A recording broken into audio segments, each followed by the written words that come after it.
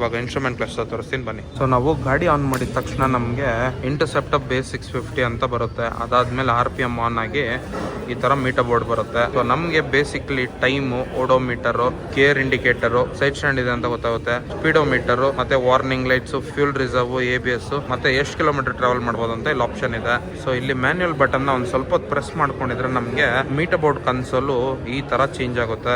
Joystick ಅಲ್ಲಿ ನಾವು right toggle ಮಾಡಿದ್ರೆ ನಮಗೆ ಟ್ರಿಪ್ ಸಿಗುತ್ತೆ. ಮತ್ತೆ ಜಾಯ್ಸ್ಟಿಕ್ ನ ಕೆಳಗಡೆ ಪುಷ್ ಮಾಡಿದ್ರೆ ಟ್ರಿಪ್ ಕೆಳಗಡೆ ಟ್ರಿಪ್ 2 ಸಿಗುತ್ತೆ. ಅದ್ರ ಕೆಳಗಡೆ ಫ್ಯೂಲ್ ರೇಂಜ್ ಕೆಳಗಡೆ ಫ್ಯೂಲ್ ಕೆಪಾಸಿಟಿ ಇರುತ್ತೆ. ಅದ್ರ ಕೆಳಗಡೆ ನಮಗೆ ವೋಲ್ಟೇಜ್ ಇರುತ್ತೆ. ಇನ್ನ ಸೆಟ್ಟಿಂಗ್ಸ್ ನಾವು ಎಕ್ಸ್ಪ್ಲೋರ್ ಮಾಡಬೇಕು ಅಂದ್ರೆ ಮತ್ತೆ ಟ್ರಿಪ್ ಹೋಗಿ ಲೆಫ್ಟ್ ಸೈಡ್ ಪುಷ್ ಮಾಡಿದ್ರೆ ಸ್ಟೋರ್ಡ್ ವಾರ್ನಿಂಗ್ಸ್ ಬರುತ್ತೆ. ಹೋಮ್ ಹೋಗಿ ನಾವು ರೈಟ್ ಗೆ ಒಂದು 5 ಸೆಕೆಂಡ್ಸ್ ಹಂಗೆ ಪ್ರೆಸ್ ಮಾಡಿ ಇಟ್ಕೊಂಡ್ರೆ ಫೋನ್ ನ ಕನೆಕ್ಟ್ ಮಾಡ್ಕೊಳೋದಕ್ಕೂ ಆಪ್ಷನ್ ಇರುತ್ತೆ. ನಮ್ಗೆ ಇನ್ನೊಂದೇನು ಅಂದ್ರೆ ಇಲ್ಲಿ ಮಾಡ್ ಬಟನ್ ಇದೆ. ಮಾಡ್ ಬಟನ್ ಏನಾದ್ರು ಪ್ರೆಸ್ ಮಾಡಿದ್ರೆ ನಮ್ಗೆ ABS ಆನ್ ಮತ್ತೆ ಆಫ್ ಆಗುತ್ತೆ.